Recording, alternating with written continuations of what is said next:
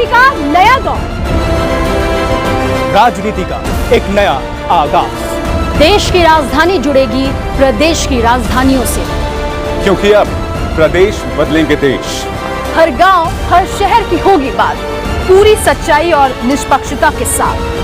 खबरों का पूर्ण स्वराज, क्योंकि हमारे लिए देश है सबसे पहले। कश्मीर से लेकर कन्याकुमारी तक देखिए हिंदुस्तान को हमारे साथ। देखिए, एक बड़ी दुर्भाग्यपूर्ण घटना सहारनपुर में जुमा को हुई और हम उसकी सख्त मजम्मत करते हैं। और हमने कप्तान साहब से निवेदन किया कि गाजरों के चोर को जूती की सज़ा मिलती है, फांसी की नहीं। तो जितना जिसका जुर्म है उसको उतनी सज़ा मिल जाए। और आपने गिरफ्तारी भी कर ली बहुत सारी, और मुकदमे बहुत संगीन धाराओं के अंदर आपने लिखकर जेल भी भेज दिया। एक जो बार बार आ रहा था कि NSA लगाई जाएगी, तो मैंने निवेदन किया कि ये कृत्य जो इस तरह की जो कार्रवाई है उस कार्रवाई से कम न्याय तो नहीं मिलेगा। क्योंकि मैंने आपको पहले ही कहा कि बहुत सीधी सी मिसाल है कि गाजरों के चोर को जूती की सज़ा, जिसने जितनी खता की है उसको सज़ा मिल जाए। कप्तान साहब ने हमारी बात को सुना और आश्वासन भी दिया है, लेकिन हमारी भी जिम्मेदारी है, कुछ जिम्मेदारियों को हमें भी अपना आप ओढ़ना पड़ेगा। हम चाहे उलेमा हो चाहे पॉलिटिकल लोग हों, हम अपनी जिम्मेदारी से नहीं भाग सकते। हम इस बात का सख्ती के साथ आज हम जा कर के बात भी करेंगे कि जुमा की नमाज के बाद ये प्रदर्शन किसी भी सूरत में जायज़ नहीं है। अगर हमें कोई प्रदर्शन करना है तो उसका डेट रख के, टाइम रख के प्रदर्शन करें, लेकिन मस्जिद से निकल कर के प्रदर्शन होगा, ये किसी भी सूरत में जायज़ नहीं है। और लोग जुमा को अब सोशल मीडिया पे आज चल रहा है कि रविवार, सोमवार, मंगलवार, वीरवार और पत्थरवार, ये क्या ड्रामा देश के अंदर शुरू हो गया। अगर कोई दूसरा इस तरह के बात बोल रहा है तो उसको बोलने का मौका कौन लोग दे रहे हैं। हमें इस बात को बहुत सख्ती के साथ रोकना पड़ेगा कि मस्जिद के अंदर नमाज हो रही है तो नमाज का मतलब सिर्फ नमाज है और नमाज के अलावा कुछ भी नहीं है। और अल्लाह से दुआ करें और बाहर निकल करके अपने घर पे जाएं और काम के ऊपर जाएं। हमने इस जिम्मेदारी को ओढ़ने का काम करेंगे और अपने शहर के अमन को बचाने के लिए अगर हमें जान देनी पड़ेगी, अपनी जान भी देंगे। इसलिए मैं उन लोगों में से नहीं हूं जो जिम्मेदारी से भाग करके मुंह छुपाऊंगा। मैं जिम्मेदारी के साथ हर चीज़ को पहले भी कहा है और आगे भी। और इसीलिए प्रशासन से भी मैंने निवेदन किया है कि ये जो NSA है और ये इस तरह का हो रहा है, इसके ऊपर आपको रोक लगानी चाहिए।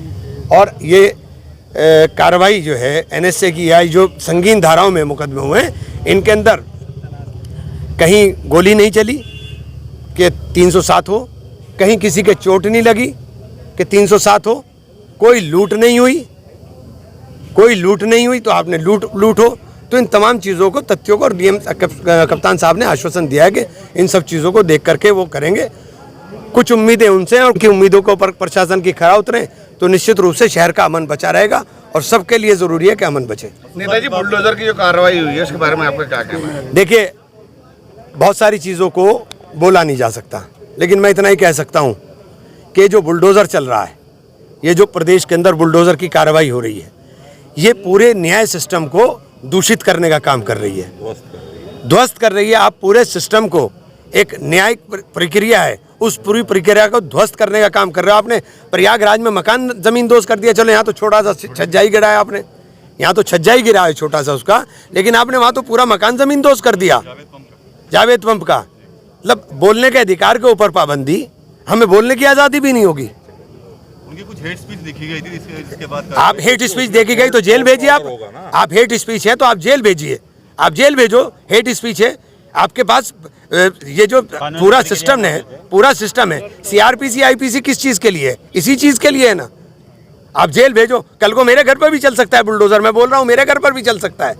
ये नहीं है मैं, और हम लोग डरने वाले नहीं है। कल को चलाना, आज चलाना, कल चला दे। हम डरने वाले नहीं और न डरूंगा कभी जिंदगी के अंदर। इमरान जी, ये बताएं कि आप जब आप मिले हैं तो मतलब कुल मिलाकर आपका एजेंडा ये था कि जिन लोगों को उत्तर में वांछित किया गया, इनका मुकदमे दर्ज, उन पर NSA ना लगे और उनको रियायत करें। देखिए, मेरा सुनिए बात, हमारा बहुत स्पष्ट कहना है।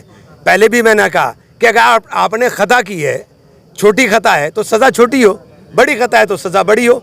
गाजरों के चोर को जूती की सज़ा ही मिलती है ना, कि गाजर चुरा ली।